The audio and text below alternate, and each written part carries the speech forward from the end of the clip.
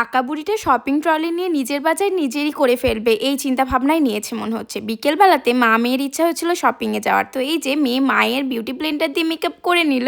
তারপরে আমরা রেডি হয়ে বেরিয়ে পড়লাম বোলপুর স্মার্ট বাজারের উদ্দেশ্যে। তো সেখানে পৌঁছে মেয়ে আর পাপা দুজনে মিলে ট্রলি বেছে নিয়ে সেখানটায় চেপে বেশ এনজয় করতে করতে মেয়ে যাচ্ছে আর শপিং করছে, আর ওখানে কত কি না করলো জাস্ট দেখাচ্ছি।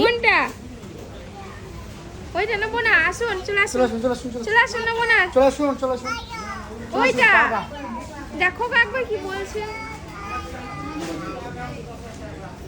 মেয়ে এখন পাপাকে বলছে এইটা নেব ওইটা নেব আর সেইটা নেব, লেগে গিয়েছে এটা ওটা। তো শেষ পর্যন্ত ওকে কিনে দিলাম এই বলটা, যেটা নিয়ে ও ভীষণ খেলা করতে পছন্দ করছিল। আর আজকে ওখানে উমেন্স ডে উপলক্ষে পরানো হচ্ছিল নেল পলিশ। তো আমার মেয়ে সেটা নিজেই গিয়ে সেখানে মারপিট করতে লেগেছে যে লাগিয়ে দেন। তো নিজের একটা আঙ্গুল না হতেই আর একটা হাতের আঙ্গুলগুলোকে বাড়িয়ে দিচ্ছে যে আমাকে এগুলোতেও পরিয়ে দিতে হবে। তো শেষমেশ আমরা শপিং ফিরে